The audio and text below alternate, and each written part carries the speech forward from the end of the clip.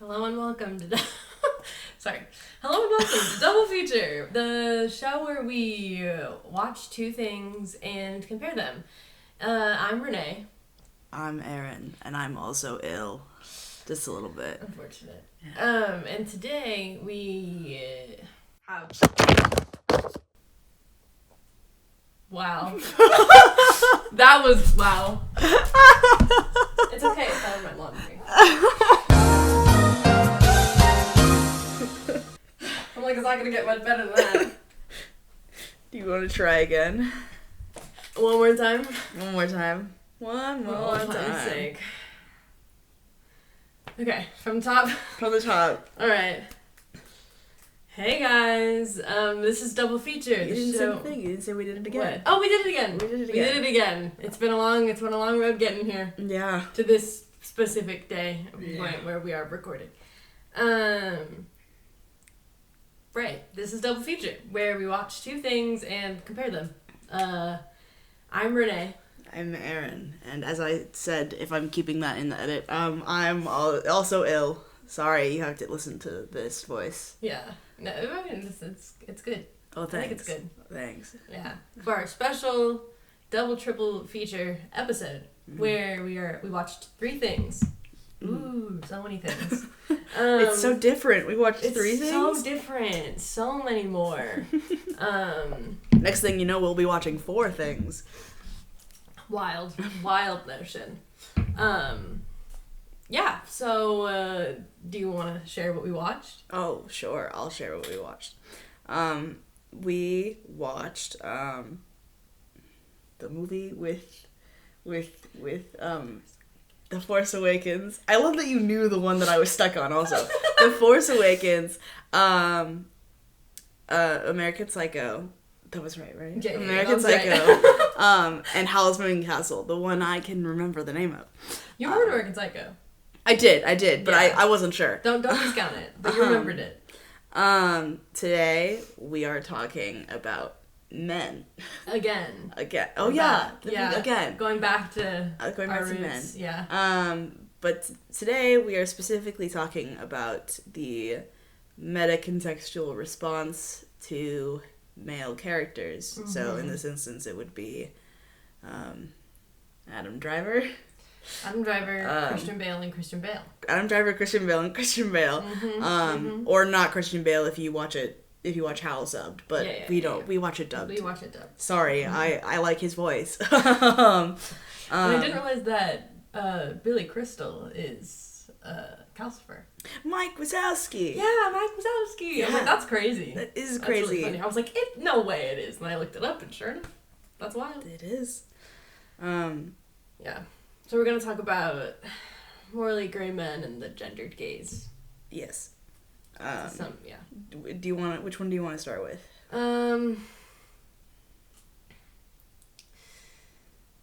don't think I have a preference. Do you? I guess let's start with Howl. It's the freshest in our brains. Right. Right. Yeah. Well, freshest in our brains, which are not very fresh. Which are not very fresh. Yeah. It's me especially, because again, I am ill. Yeah. Yeah. Fair enough. So, Howl's Moving Castle is interesting for me because I feel like every time I watch it, I like it more. Mm-hmm. The first time I watched it, I did not like it because I was confused. For the entirety of the third act, I didn't know what was going on. I watched it by myself, which was probably a mistake. Didn't understand it, and that's a big turnoff for me. If I don't know what's happening, I don't like a movie. And then our guest from last time, Ellery, watched it with me and explained it all, and I was like, oh, okay, I understand it more. And now this time, this is my first time rewatching it since then. I was like, oh, okay, I see all the pieces now. Yeah. Now that I understand what's going on. Mm-hmm. And it gets better and better. Yeah, I also had the same thing where I didn't totally understand it, but of course, like, the score is just amazing. It's like the score is in my usual rotation of music. The animation also. Mm-hmm, the animation, yeah.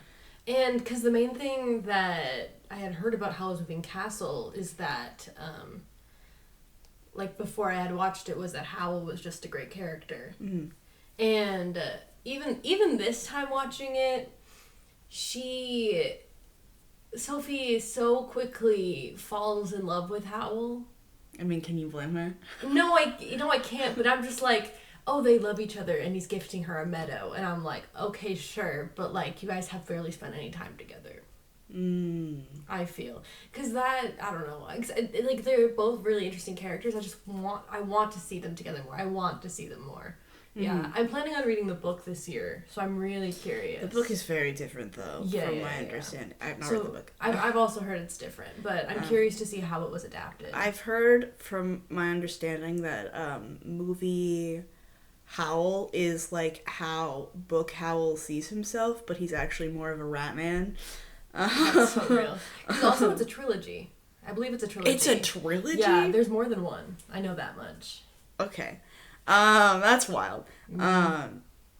Yeah, I don't know. I feel like of the 3 characters, Howl is probably the one that I like the most, which probably doesn't surprise you at all because he's a fancy lad. Well, yeah. Well, because also I feel like in the spectrum, like we have a spectrum, it's Kylo Ren on this side, Howl on this side, in the middle is Patrick Bateman, and it's just silliness, I think. That is not where I thought you were going with that spectrum. What did you think I was? I thought you were gonna go with characters that women like and characters that men like, and then there is a whole subculture of women though who love Kylo Ren. No, I'm putting Kylo Ren on that side. I don't know who would be in the middle. Yeah, I think that. Yeah, I think that women. I think that there's. Are you saying that like men like Howl the most? I think that men like Patrick Bateman the most, which I think is why partially why we put him on this list of lineups, because like Patrick Bateman is interesting because more recently there's been like this whole, it's mostly a joke, this whole bit of like baby girlifying him, but more so I've seen the perception of men like looking up to Patrick Bateman and being like, I want to be like him, which is not the point of that movie. You're not supposed to want to be like Patrick Bateman. I was at Barnes & Noble the other day and I saw American Psycho and I want to read it. It's a book? That's a later thing. And I looked on the back, so I was like, what do they describe the plot of this movie as? And it's so simple. They just say, oh, it's about Patrick Bateman, this like business mogul guy, and he's living out his American dream. And that's it. It's like one sentence. It's crazy. I was like, are you like that's which like I know the whole thing is sort of like dissecting masculinity and men don't understand it a lot of the time. But it's so interesting how like the back of the book is described.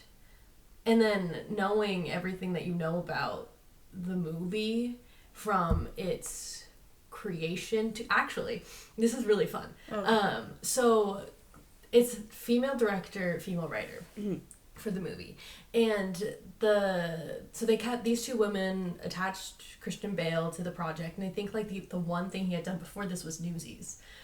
Crazy. And so they were like, okay, why the studio was like, why is this guy here, like what are you guys why doing? Is this guy here, like what is your vision? And so they like the director was so attached to Christian Bale, and Christian Bale, like you know how Christian Bale is with his roles, he like went very like into preparing his body, like it's very, he puts everything on display, which is very female gaze. And he was like, he did a routine for this role for like a year and a half while the studio was going back and forth of wanting a different director. They got a different director attached.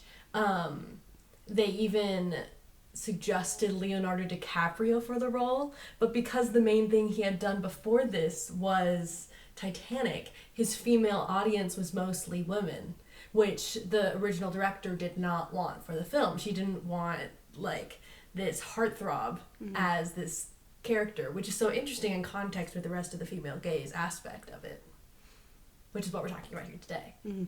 Which it would have been a very different movie. Not that I'm saying Leonardo DiCaprio wouldn't have been able to do it. It's just it would have been very different. And Christian Bale, I think, does it perfectly. I do think it would have been interesting to have, like, a heartthrob type actor play Patrick Bateman. Because I think there's, like, this, there's this conception of pretty privilege where it's like, oh, this man's pretty, so he wouldn't hurt me.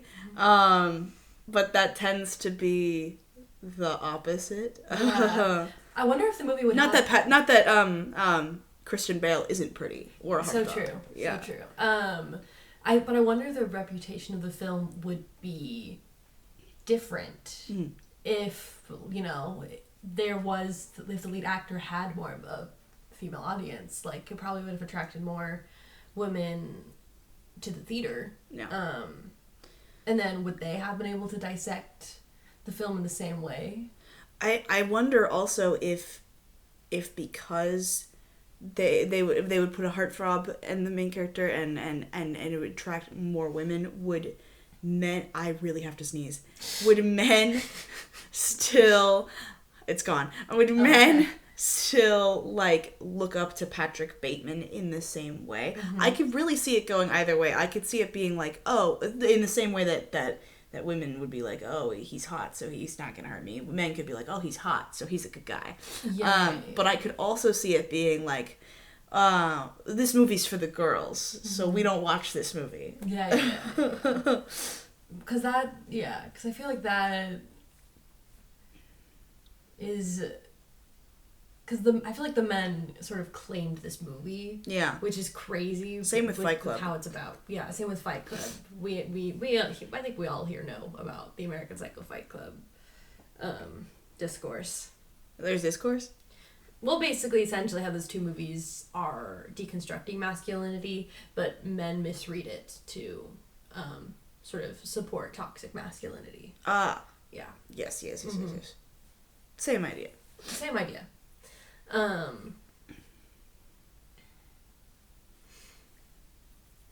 Yes. I guess let's go to Kylo Ren for a sec. God. Do we have to? I mean, we picked him for this, so... Why did we pick him? And that movie is, like, Force Awakens is brutal to watch. It's brutal to watch, knowing the potential of the series. And it would have been, because around the time this movie came out, I think they were trying to use tropes. It was Disney, so they were trying to use tropes to appeal to, the general audience of the 2010s. And I think that was sort of like, female protagonist, a cute little droid, Tumblr sexy man as the villain who she ends up dating, and slow burn, enemies to lovers, he's in her head, blah, blah, blah, blah. And... they really were trying to be for the girls with that one. Especially, like, choosing Adam Driver for it is, I think, really interesting. Because before that, he had mostly just done girls. And so it was really... I think it's a really interesting casting, having Adam Driver. I think it's a good choice. Do you think they should have picked Christian Bale? I think it would... I think Christian Bale would eat up a Star Wars role. He would. And then, of course, the extrapolation of a bunch of Reylo fanfiction. Yes. And also the fact that the only reason it was made canon was because of that producer who, like, heard about the internet discourse and called up the director and was like, this has to happen. I think that the Star Wars movies are the newer ones are so interesting to examine. They're not interesting movies, but they're interesting to examine because of how fandom culture and the criticism around these movies shaped the trilogy as a whole. Like, you had The Force Awakens, and they had an idea, and I don't know what the idea was going to be. Nobody will ever know. Yeah. But then because people were like, this is too similar to it's gonna come to me. The original trilogy is too similar to the first one, which is a criticism that I I do agree with. I think The Force Awakens mostly disappoints me because when it came out, I was really interested in seeing Finn as the protagonist because all of the marketing made it look like Finn was going to be the main protagonist, and he was such an interesting character to me. It was something that they hadn't done before, like a reformed stormtrooper. And then he wasn't. So I think that's why I got disappointed with it. Well, because also that actor, when he signed on, they told him, "Oh, you're going to be the lead of this trilogy." He should have been. Justice for, oh my god, I know what last name is Boyega. And no offense to Rey also. I know there's a lot of misguided hate for Rey. No hate to Rey. No hate to Rey. I just think Finn would be more interesting as a protagonist. Mm-hmm. Just for the Star Wars world at the time. Yes. And what was I talking about? Oh, the perception of the critique. Yes. I remember. But because people had so much, like, backlash, critique over this movie, Disney panicked. And instead of sticking with the idea that they originally had, they just, like, passed it on to someone else, which made The Last Jedi, which I actually don't hate. There's a lot of stuff that I like from The Last Jedi, but I do think that it very clearly doesn't really fit in with what they were going for. Mm-hmm. And then that happened, and there was even more backlash, and so then they handed off to someone else, and then we have the worst movie in the entire Star Wars saga. But that's what happened with Pirates, too. Like, they had the perfect trilogy, and then they were like, let's do a fourth one. And that movie's fine. Like, that movie sets up so much. That could be another trilogy. It had all the pieces. It could have, like, bounced to something else. But because it wasn't as successful as the other ones, they were like, we're giving up on it. We're giving up. Justice for... Is it... I think it's seen that one. Wow. I can't believe I've lost this knowledge. That's crazy. Yeah. I haven't seen it, so I wouldn't know. Justice for Sam Claflin, Priest, and the Mermaid. Justice for them. Sure. We're gonna get there. Okay. We're gonna get there. We'll watch it soon. I do like Pirates, by the way. I don't want people to think that I dislike Pirates. I love the original, the first Pirates of the Caribbean. I just really haven't seen any of the other Pirates movies. What was I saying about... Yeah, so I think that's very similar to Kylo Ren, because, like, they had this character and they had a certain idea for him, mm-hmm. and then everyone was like, well, what if they kissed? And then Disney was like, but what if they kissed? And then women who were in love with him were like, let's write Reylo fanfiction and publish it as a book, which I think has happened more than once. Yeah, Ellie Hazelwood has made a career off of Reylo fanfiction. That's crazy. Yeah, with the Love Hypothesis and those books. I haven't read them. I've heard good things, and I'm kind of curious. Interesting. I'm kind of curious, because it's all like, it's always women in STEM. It's always, like, STEM-based, and then it's just, like, the guy looks like Adam Driver, and she wears galaxy leggings, and, like, she's just kind of quirky. Crazy how they extrapolated Kylo Ren. Mm-hmm. Crazy. And so, like, what... It's just a general question. Yes? What about Kylo Ren makes him so appealing to women? He's emo. So true. He's pale. He's pale. He's dark hair. Emo. He has dark hair. He looks kind of funky. He looks kind of funky. We are in the era of men who look kind of funky. I think Adam Driver started it. Yeah. He also kind of has a very similar appeal to Zuko. But not as well written. Not that many things can be as well written as Zuko or Avatar in general. But I understand the love of Zuko more than I understand the love of Kylo Ren's character. Like, just with The Force Awakens, there's so much... You're okay. There's so much potential. And, like, Yes, it would have been so fun to have seen Han and Leia's emo kid take over the galaxy. That would have been so funny. But just like the whole movie is so poorly written that there's no forgiving it. Yeah. It's so tiring. It's so tiring. And he doesn't, it's gonna sound really stupid, he doesn't have any hobbies. Like, he doesn't do anything other than just want to take over the Empire and serve Palpatine and... I figured it out. I figured out what the spectrum is. Right. The character that men love is Patrick Bateman, as we talked about. They look up to him.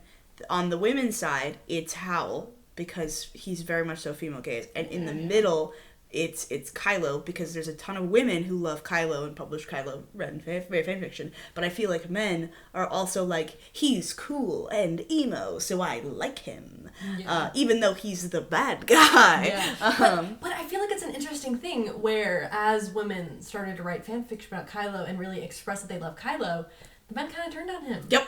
I think so too. I completely agree. The men were like, oh, he wants to kiss a girl at the end. Boo. Boo. Hiss, tomato. I'm sorry. Wait, girls like something? Well, we can't like it now. We're gonna get cooties. I think that might be why people started doing that, the meme of baby girlifying Patrick Bateman, because it's so funny to take something that men love so much, men love too much to the point where they don't understand that it's a deconstruction, and take that and put Barbie music to it and make it pink and put bows on him. Yeah. And you know what I think it is? It ties back to the original spectrum I was saying. Silliness. Because Howl is so silly. Howl is so silly. Kylo, women made him silly. And Patrick Bateman takes himself so seriously. Patrick Bateman takes himself so seriously, and so the baby girlification is attributing silliness to him, which is, the female gaze. And the parts that women love about Patrick Bateman is he listens to crazy music, and he just wants to commit murder. He's just a little guy. He's just a little guy. Yeah, and so men taking things seriously means that they didn't look at all deeper at American Psycho or Patrick Bateman. And with Kylo Ren, they looked at it, he's an emo guy. And women looked at it, he's misunderstood, I can fix him. And they look at Howl, and it's, it's like the Bollywood thing, where in Bollywood, men don't take themselves seriously. They'd let themselves sing and crack jokes and also be the straight man in the course of a 3-hour movie. They're not just one thing. And so women can see the many facets of the character, whereas, with Patrick Bateman, he's saying he has a mask on. He is just this business mogul, and he's pretty, and he, is buff. And he's, not actually a person. And men are like, me too, I don't have feelings. And women are like, but he likes music, and he has hobbies, whereas Kylo Ren does not have hobbies. Kylo Ren famously does not have hobbies. That SNL skit is so funny. The one where he's where he's on that boss show. What? Have you seen the Kylo Ren SNL skit? Oh my god, it's so funny. He goes undercover. Oh, an undercover boss? Undercover boss. And he's talking to people who's that Kylo Ren guy is kind of cool. And he's trying to get the stormtroopers to talk about Kylo Ren. It's so funny. And then the talking head. Because Adam Driver's so funny. He's so comedy. Every day I wake up and I wish you were dead. That movie's crazy also. Wow. I've watched the first part of it. I think I did get as far as every day I wake up. But and then you went, okay, I'm done. Yeah, no, it was so boring. I was like, I can't do this anymore. Yeah. Oh, that movie's crazy. Sorry. I watch movies for escapism, not so I can watch two people go through a divorce.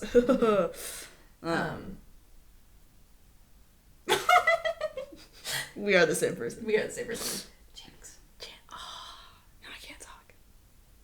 Or do I owe you a soda?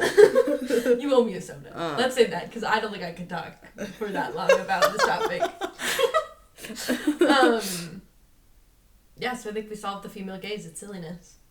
The female gaze is silliness?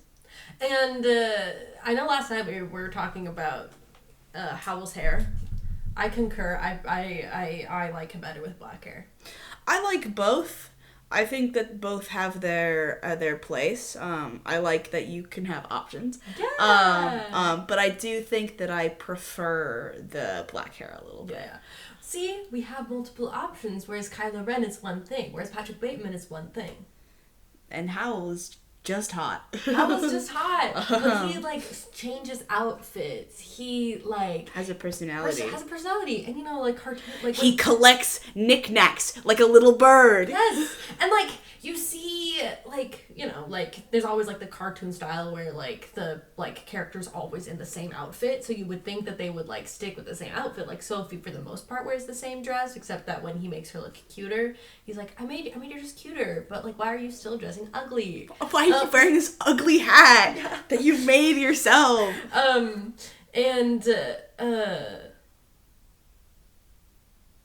yeah, and so you would think that, like, for animators, they would get lazy. No, not Ghibli. Not Ghibli.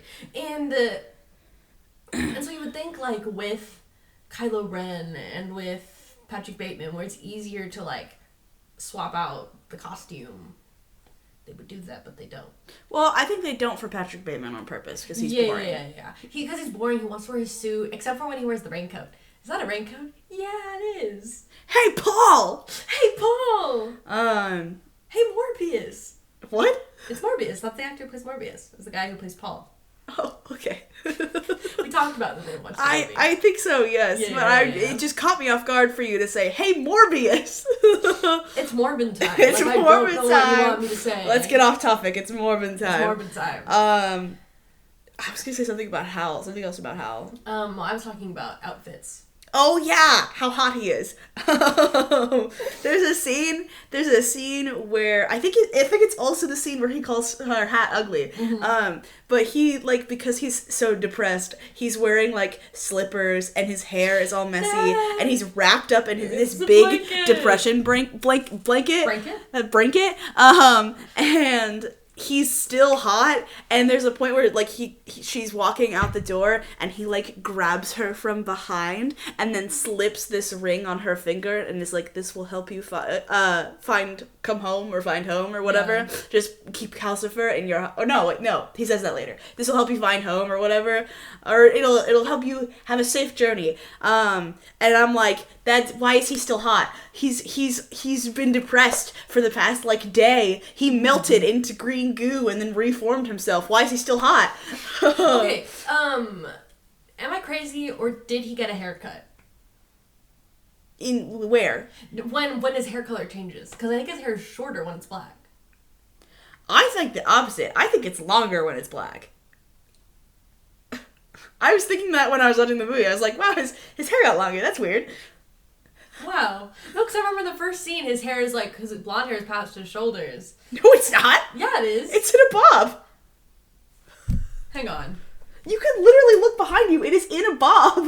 But that's because his hair is, like, flowing in the wind luxuriously. It's not past his shoulders.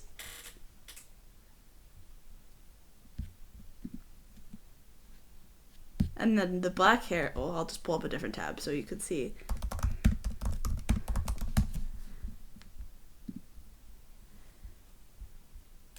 Oh, maybe his hair does grow. Yeah. Okay, well now, here's one comparing all of them. Okay. Oh, I do like the orange hair. I do like the orange hair also. Mm-hmm. It's fun. We don't really get to see it very long, though, and it's kind of hard to see because he's going, ah, the whole time. Yeah, he's freaking out. He's like... I can't be beautiful anymore. I'm not kill beautiful. myself. I'll just kill myself. I'm not beautiful. Very Patrick Bateman of him. That's very Patrick Bateman of him. I'm not beautiful, so I'll just kill. And that is interesting how each man perceives his appearance, because Howl is very proud of his appearance, and so is Patrick Bateman. Except that he is very male gaze. I must wear a suit. I, like, shave every bit of my body. I am a specimen. And Howl is very female gaze because he's very comfortable in his look. He has his look, this distinct personality, and he also wears a bunch of fancy clothes. Like he has, like I don't think there's any part of Howl that really fits the male gaze. He has long hair. He wears earrings and necklaces and jewelry. He wears like fancy cloaks and coats and fancy slutty white shirts. Like yeah, and I think we can assume that. In the world of Howl's Moving Castle, the male gaze is very similar to the male gaze here, at least in Victorian era, based on the costumes that we see the extras wear. Their hair is all relatively short and does not really pass their ears if it is relatively long, unless you're a young boy, in which case you can have the bob. And Howl has kept the boyish bob throughout his life. I think also interesting. I think also part of it might be that their Solomon's apprentices all have the same hair, and he was a Solomon's apprentice, so he also was a carbon copy of all of the other children. Yeah, and then you also see when they're running around, all the other kids have short hair, so it is possible, especially Markle. Which I think is I think actually that is interesting that he spends most of the movie with the blonde hair that looks more like the boys that are Solomon's apprentices, and then when Sophie comes in and messes with his stuff, his hair turns back to black, which is his natural hair color. It's more himself. And that's also at the period where he keeps turning into his other self, and he's struggling in order to be able to turn back into his human form. Yes. And so it's sort of like it's crossing over, because he does have dark feathers, and so it's interesting. Very Black Swan of him. It's very, very Black Swan of him. Very Nina Sayers. Very Leap of him. Very... No! Let's talk about Leap again. And I think that... Okay, we were talking about this while we watched the movie, Force Awakens, about Kylo Ren. With his outfit... Okay, it boggles... I'm struggling so much to articulate what I have to say about this movie, because it like breaks the brain. With Force Awakens, the Stormtroopers are in the same Stormtrooper outfits from the original trilogy, whereas Kylo Ren has a different mask, but he's trying to emulate being Darth Vader. And so it would make more sense for him to give his Stormtroopers, different outfits that are not the Darth Vader Stormtroopers, and for Kylo Ren to be wearing the Darth Vader mask. Because he's trying to be Anakin so much. And so it would really... like that makes much more sense than him having a different outfit and all the normies having the same outfits from the time period before. So it's just interesting, like the bad choices they made with Kylo Ren's outfit. Like emo boy, yeah, he would be wearing a mask all the time. Does he ever get guy liner? What? Does he ever get eyeliner? Let's find out. I'm sure there's art of this somewhere with him wearing eyeliner. Something's gonna pop up with him wearing eyeliner.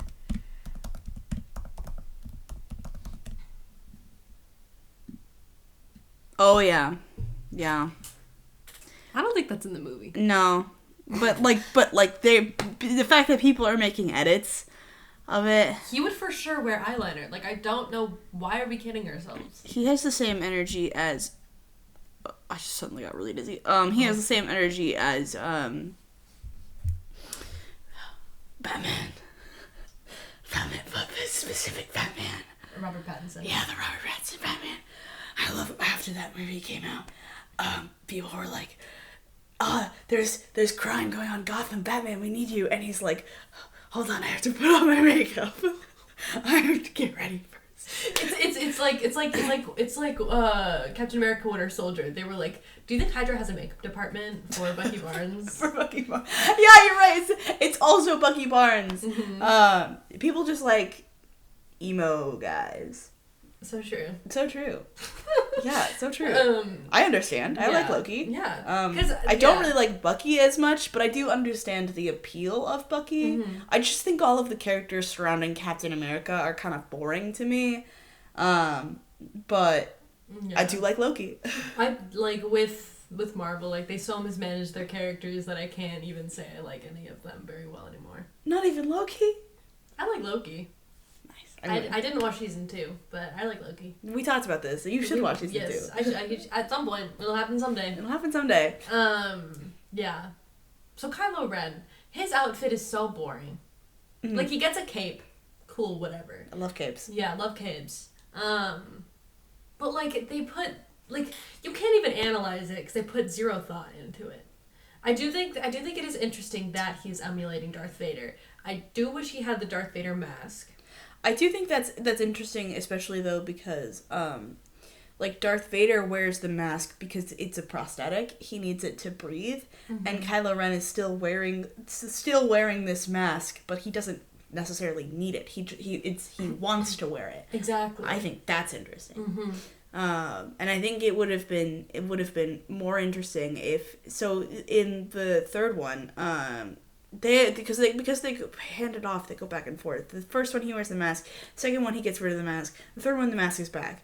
That would have been fine I feel like it would have been interesting if something happened in the second one that made him need the mask in the third one. Like he was forced to go back to it. Force. Awakens. We said the name of the movie. We said that's the end. We said the name of the movie. Roll credits. But yeah. Yeah, but you can't even analyze the costumes. But it is interesting that on the very female gaze side, we have all these different outfits and so many like different. We see so many different sides of Howl, whereas with Patrick Bateman and Kylo Ren, it is sad and murder. Sad and murder. I have two personalities, and there are two wolves. There are two wolves inside of you. One is sad, and the other is murderous. Murder. Yeah. Which doesn't Kylo also commit murder? Yeah, that's why both of them are sad and murder. Oh, okay. I do feel like also that part of Howl's appeal is just the fact that he has a lot more going on character-wise. Like he's very interesting. He has an arc throughout the movie. He changes, and he has an interesting backstory with Solomon and the Witch of the Waste and everything. The creepy witch who wants to date younger men. Yeah, gross. The cougar witch. The cougar witch. Every time she's like, "Ooh, what a pretty fire," I'm like, "Stay away! Stay away!" And also, what's interesting is that Howl is surrounded by so many different people. Like he like welcomes people into his family. That's so cute. I added a bathroom since our family seems to keep growing. And whereas like Patrick Bateman and Kylo Ren are surrounded by, men in uniforms. And neither of them really care about any of them. Like looking at, because I said Kylo Ren was very similar to Zuko. Looking at Kylo Ren and Zuko, Zuko cares about his men.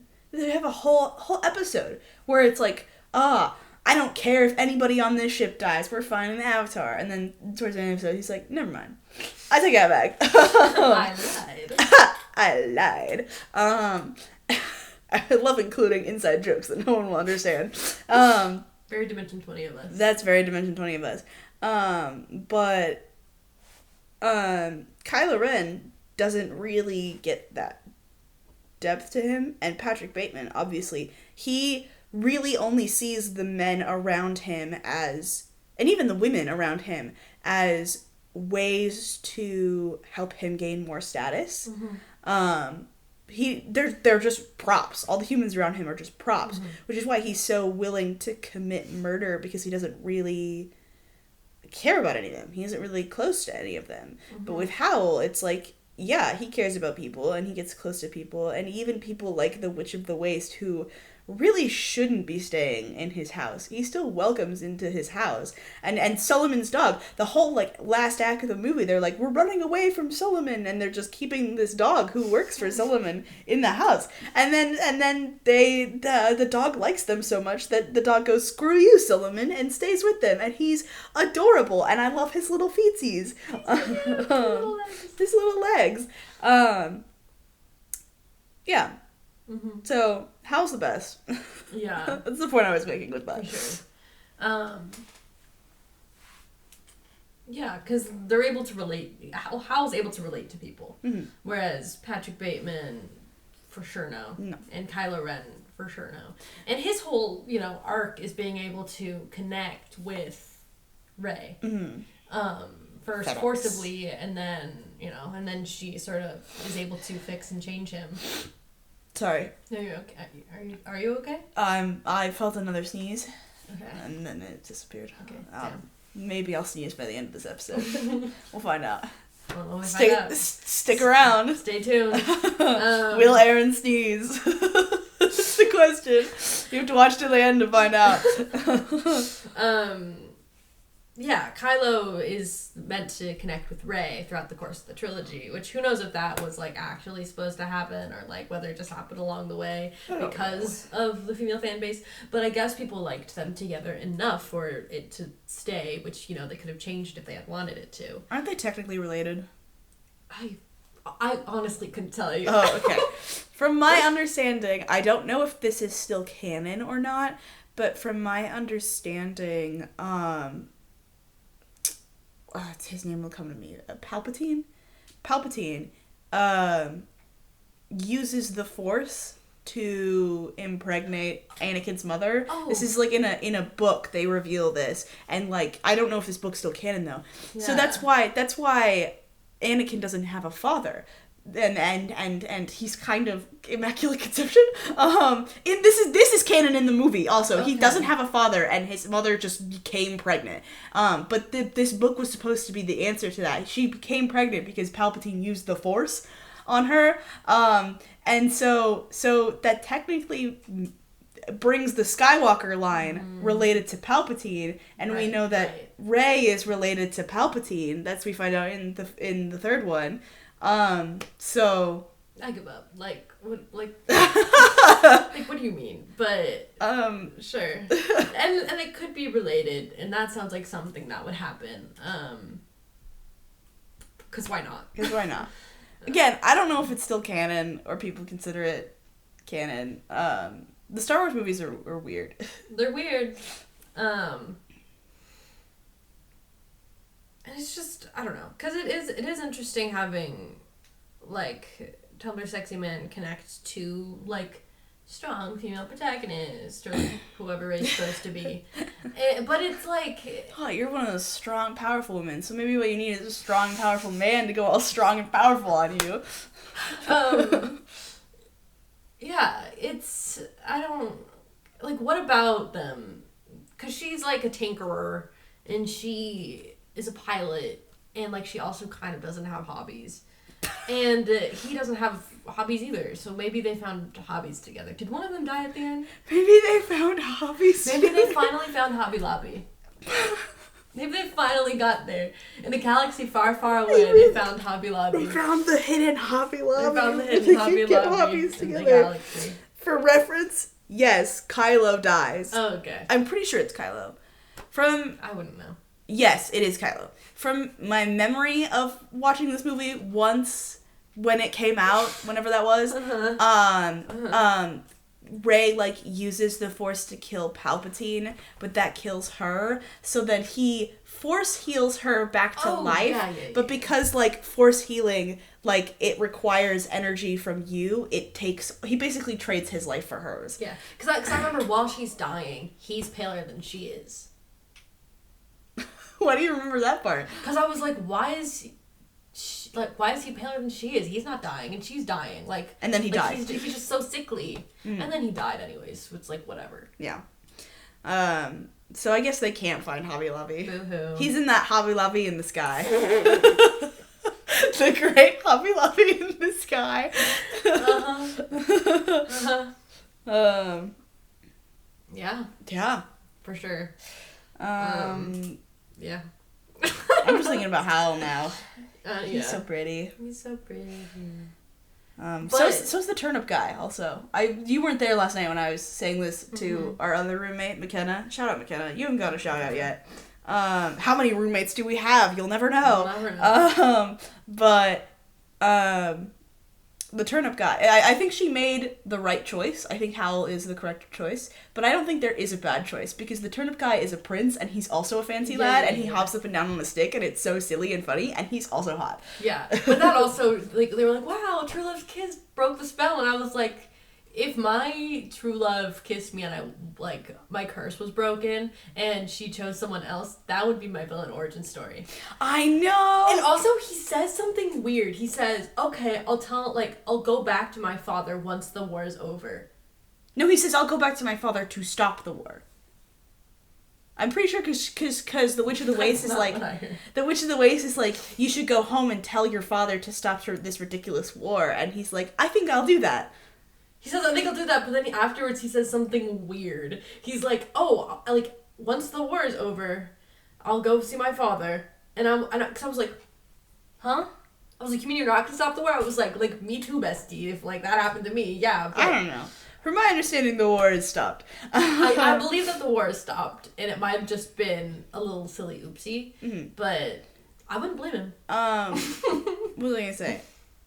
Yeah, I was saying this also, that, after he left, I was like, I feel so bad for him. I hope he finds a new true love. Yeah. I'll be your true love. But what they said afterwards was, the heart never stays the same, and that is the one thing you can rely on, and I was like, okay, so what's gonna happen in this weird little love square? Love square.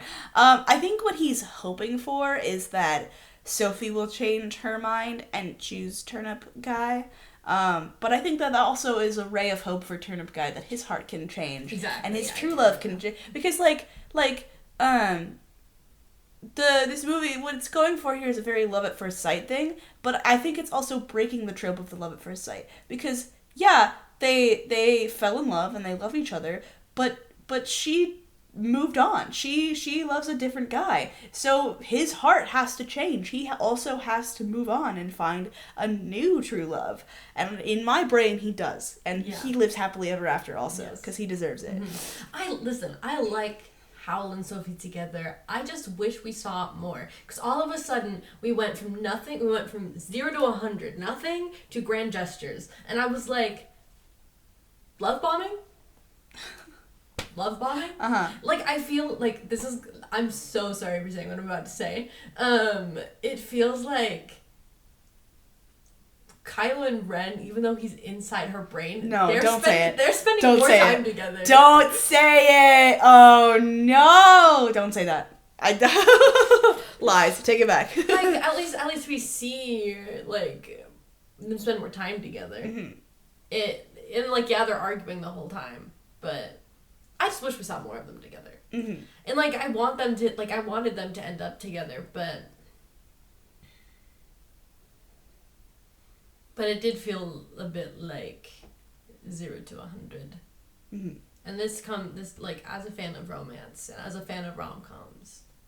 I like them. I like them a lot. I like them a lot. I don't like the romance plot line, I think. I think also, this time watching around, knowing everything of the plot, helped a lot me understand why they like each other more. There was a point towards the beginning where, she helps tend to Calcifer, and throughout the whole movie, really, she helps tend to Calcifer and helps him, take care of the fire and stuff. And because the fire is Howl's heart, I'm like, that's so sweet. Howl's just letting it sit in a pile of ashes. He's not taking care of himself. He doesn't care. And Sophie comes in and she's like, let me clean up the place and let me give you some firewood and let me put it here so you can eat on it as much as you want. Let me take care of you. And she doesn't know that it's his heart. She's just doing it because she's Sophie, and Sophie's so kind and sweet. Yeah. Yeah, that is nice. And that, yeah. I like that Because it feels like she's putting in the work to take care of him and he's housing her. But, I don't know, he kind of just shows up and is hot. And then he's like, hey, girly, I saw you in my past. That's my girl. That's my girl. I've been looking everywhere for you. I forget what the first part of that line is. But that's also great. That's also a fun little teehee double entendre. Fun little teehee. It's a fun little teehee. It's a fun little teehee. Yeah. Oh, because he's pretending to be her boyfriend, so the sweater's back off. But then, oh no, he actually has been looking everywhere for her. Mm-hmm. Teehee. Fun. It's fun and little. It's fun and little, and they walk in the sky. They walk in the sky. But it's not a castle in the sky. There is a castle that's in the sky towards the end of the movie, but it's not the castle in the sky. Mm-hmm. That's Castle in the Sky. So true. So true. So true. Which is a completely different, unrelated movie. Mm-hmm. But it also has a pretty good relationship in it. Ghibli movies are just really good at making relationships with fantasy men, because I also rewatched Spirited Away right before we watched Howl, and I didn't realize how many similarities there were between the two before we started watching it. But their relationship is also great. I also wish that I could have, when I was a kid, fallen in love with a guy who turns into a dragon. Kid me would have loved that. So real. Yeah. Yeah. And then there's the other guys. They're there. They're there. The other guys are there. The other guys are dead. They're definitely there. Mm-hmm.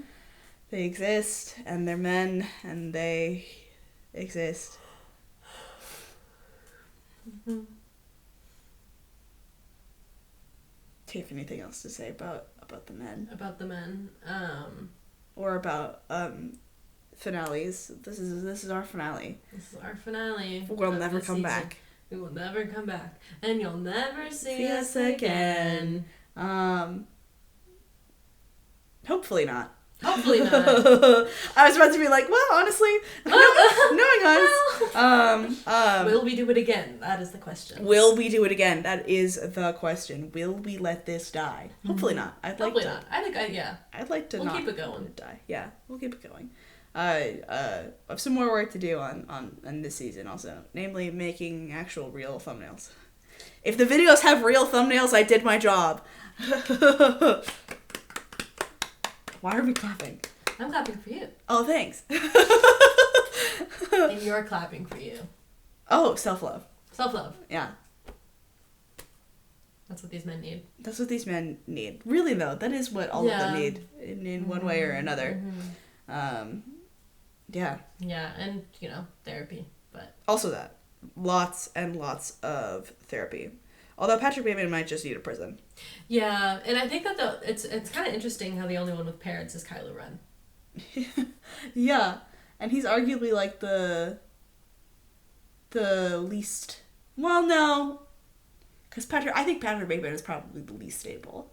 Yeah. But the least developed character is Kylo Ren, for sure. Yeah, he's got the least going on. For sure. Yeah, and I feel like, with women, we like to fix media, which lends itself to fan fiction. But women are famously known for wanting to fix media. Yeah. I do understand what you're saying though, like fan fiction, but I just think that's funny. It's a pastime for women to want to fix media. Yeah, that's what we sit around and talk about at sleepovers. At sleepovers. Yeah, I mean that's the female secret, guys. I mean, yeah, kind of honestly, at least for me. Yeah. We sit around talking about the media we want to fix. Hence this podcast. It's for the women out there who also want to get their grimy little fingers into media and fix it. Yeah. Or just enjoy it. Maybe it's already good. Maybe it's already good. Because I think Howl's Moving Castle, perfect movie. It's great. I think that American Psycho, perfect movie. Pretty good, yeah. I think first time watching it was pretty good. Yeah, Force Awakens. We know how we feel about it. It's definitely a movie. Is it? Are we sure about that? It's definitely a movie. It's bad. I think we can say that. Yeah, it's bad. Yeah. It's such a shame too. Also, I talked about this while we watched the movie, but there's a guy I watch on YouTube who does like rewrites of stuff, and he did a rewrite of the whole. Shout out to, I think it's Unique Namosaurus. That sounds right. It's a weird title, but he did a whole rewrite of the whole Disney Star Wars trilogy, and it's pretty good. It's weird. Mm-hmm. It goes in a weird direction, but like I prefer that over it just being the same thing as yeah. And he does things with Finn. Finn gets to do things. We love Finn and Poe. We love Finn and Poe. And you were asking this also. You were like, does he pair them together also? Does he care about the romance? And I was like, no. At the end of the video, he's like, you can put these characters together or these characters together. I don't care. Do whatever you want. So real. Which honestly is probably the correct way to do that. Yeah. I think also it's so weird, like, just how rabid Star Wars fans are. Because not only, like, were the critique of the movies forcing Disney to change the movies and change around things to try and please their audience, but, like, if anyone so much as breathes in a Star Wars movie, people will go nuts and hate on them forever. They hated all the actors, specifically for the actress for Rey and Ridley. Yes, yeah. and the one for Rose also. People really hate her. I don't know her name either, but people really hate on both of them, and just like harass them. And it's not even just the Disney Star Wars trilogy; it's also the prequels, like Hans Christian Andersen, Hayden Christensen. I think. Hayden. I know his first name's Hayden. Hayden Christensen. That makes sense because that would make sense why I'd think he's Hans Christian Andersen. That's crazy. Honestly, I would want to see him play Hans Christian Andersen in the Hans Christian Andersen biopic. Which would slay. Sorry. But I would get very confused though because Hayden Christensen would be playing Hans Christian Andersen. We also don't know if that's his name. That's true. But he was harassed. The guy who played Anakin. Just say that. We know who you're talking about. He was harassed so much that he like refused to do anything with Star Wars for like 20 years until very, very recently, like only like a month ago did he, I think it was only because of the anniversary of the prequel movies that he was like, fine, I'll come out of hiding and talk about Star Wars. He was in the Obi-Wan series. He was in the Obi-Wan series, but I mean like he wouldn't do like interviews or talk about it ever because embarrassing because he would get blasted. Yeah, he'd get blasted for it. People hated the prequels, which I don't. I don't like the first movie very much. Yeah, well, I haven't seen the first half of the first movie because when I watched it with shout out to Megan, she just fast forwarded through the first hour of the first movie and was like, okay, we're gonna start here, and then we watched the rest of it. Megan knows what she's doing. Shout out to Megan. The first one is really boring. I really don't think they should have started with him that young. I also don't think he really does a lot in that movie, which is why it's like, this is so dull. But then the second one is pretty good, and I think the third one is definitely... Megan also agrees with me on this point, and Megan knows what she's doing. I think the third one is the best. And that lava fight, oh, that's so cool. Yeah, I will say, I think that the prequels probably have the best fights. Because the original trilogy, a lot of them were just like, let's tap sticks. Yeah, you said it definitely has the best fights. And I was like, yeah, like the one with the little orphans. What? I know that's not a fight, but I had to let you know that's what my brain did. And oh my god! Because I'm on camera and I like died inside. And I went, that's not okay to say. And oh my god! I know that's not okay to say. Jesus Christ! Yeah, I don't know. I like Rogue One. I also like Rogue One. I like that. That's perfectly palatable enough. Star Wars for me. I like the robot in Rogue One. Yeah. I think he's Alan Tudyk, isn't he? I think so. Yeah. And Alan Tudyk is funny. We're getting to reference all their episodes now. Yeah. Well, yeah. I feel like a lot of the problems we have with the sequel trilogy is the problems we have with Disney, which we discussed in our which makes sense. Wish and Princess and the Frog episode. Because it is Disney. Because it's Disney. What was I saying about? Oh, fights. Yeah, because the original trilogy is just like, they're just like tapping stakes. Yeah, just and then yeah, this is a pretty good lightsaber. And then in the new ones, they're like just kind of confusing, and I don't really know where to look visually. Yeah. But then in the prequels, you've got this. They're in a cool location. This lava metalworking place that's like breaking down. So like they're having to ride on platforms across lava and then like force jump across and slash and hit people. And then he has the high ground and yeah. It's very cool. It's very cool. It's very cool. That's completely off topic once again. Kylo Ren, I feel like, just doesn't do good fights. He's just lame.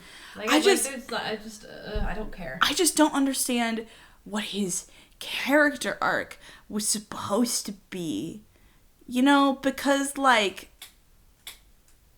sorry, I'm getting distracted. I'm finding all of the Howl postcards on your wall across from us. But like in the first movie, he's like, oh, I'm emo, and I'm going all the way to the dark side by killing Han. And then in the second movie, it's like, I'm gonna try to pull Rey to the dark side. I'm gonna make her understand. And then in the third movie, it's like, I feel bad for killing my dad, and I'm sad. And this is a Dr. Seuss book now. Because, you know, the first movie and the third movie have the same director, and so he basically just went, we're racing the second movie, and we're just gonna keep doing what I was doing before. Yeah. And so he was like, so the arc was supposed to be regret and then redemption. Mm-hmm. But well, that's what like, this is why you shouldn't pass your stuff back and forth. But like, this is the movie tries to erase everything that came before. It's what I was saying about The Mask. Like The Mask is in the first movie, and then it's not in the second movie, and then it's in the third movie. In the first movie, Rey has a mystery surrounding her parents, and her parents might be Obi-Wan because he speaks one line in the movie and then doesn't do anything else in the rest of the trilogy. And then the second one, her parents were drug traders, doesn't matter. And then in the third movie, it's her parent Palpatine. It was somehow Palpatine returned. It was so much more interesting when she like didn't have any relation and just sort of, you know, droids brought her in. Mm-hmm. That's cute. That's fun. I really like what the guy I watched did with it also, because like I mean, part of the problem is just the fact that they like were going so hard on the setup of this twist. To have the twist be nothing was like, I feel like if you fix the setup a little, it would be a lot better. But like the other thing is, you get the twist, but like you lose a bunch of other like attachments to the audience. I don't know the word he uses. Attachments to the audience that with it. So like he makes the twist work by making it like more extreme. So like her parents aren't important. But like there's a twist of like, spoilers for that video, by the way. That you should go watch that video. I know it's like 40 minutes long, but it's really good. But there's a twist of like, I think he calls it a force plague, where like her force powers are like completely uncontrollable and like really powerful, which is why she is so connected to the force and is like able to do the force so easily, because she's just constantly using the force around her. And I was like, that's interesting. That allows you to get away with having the parents be not important and having like another extreme twist. Yeah. But I feel like even if her parents were nobody and she like has been vying to find out who they are for the longest time, and then to have them be like, oh, they're not important to the plot, so we're gonna move forward. Mm-hmm. No, she should still be invested. And I think that like her parents were not only not important, but her parents were, I think, dead. And even if her parents are dead, she should still be like, well, what about any relatives I have? Like, she's still looking for her Yeah. roots, even if, like, it's not gonna help the plot. Yeah. Those movies are wild. Bad. 2 different adjectives. Yeah. Yeah. And then Howl and Patrick Bateman are also there, and they're having a party together. Or listening to some tunes, for sure. They're listening to Patrick Bateman is on the aux. Patrick Bateman. I was gonna say it's the meme of the one song. And it'll be like very muffled outside the house, and then you cut in the house and the lights are all flashing and everyone on the floor is just like passed out. That meme. Yeah, but they would party together for sure. They would party together. But Patrick would definitely hate Howl. Which is funny. Which is funny. Like, he's like, you don't wear a suit and you don't have a business card. What are you talking about? What do you want? Where do you who work? Are you? Where you work? You have 3 different names? How does anyone find you? What do you mean you don't have a lunch date in 20 minutes? Yeah. Like, your job must be so important. What do? You're a wizard? wizard? Do you have a title? You have a job title? What do you mean? You're a wizard? How many figures do you make? How many figures do you make? You're a wizard, Howl. What accounts do you have? What accounts do you manage? How are your stocks? Hey, Howl! Murder. Yeah. Yeah. That would be a fight I want to see. Who would win? Patrick Howl. Bateman or Howl? He has magic. Well, I think Howl would mostly just, mess around with Pat. Yeah. He would just sort of, like, not kill him, but Pat would go so hard to kill him. But Howl has magic. But Howl has magic, so it would just be, like, very cat and mouse. It's definitely not Kylo. Yeah. Yeah. It's definitely not Kylo. No. Patrick would kill Kylo, and then, like, Tom and Jerry with Howl. And Howl's just setting a bunch of different traps, and Patrick's just trying to, like, evade them. And then Howl turns into a bird and eats him. I don't think Howl would actually kill Patrick Bateman. What do you think he'd do? Just keep messing with him. Forever? Forever. That is the cycle. What? Okay. And now we managed to find a way to bring it full circle, talking about who would win in a fight. Mm-hmm. We should do this more often. Every who would episode. win in a fight. Yeah. Yeah. I'm so sad. That's it, isn't it? That's a wrap. We did it. We did it. We did it. Yay. Yay. Now I have to go edit it immediately after. Thank you. Oh yeah, thanks. For watching. Thanks for hanging in there. Go back and watch every episode again. Yeah. And then stay tuned for more ? For more? Will we do it again? Will we do Stay it tuned. again? That's the question. That's the question.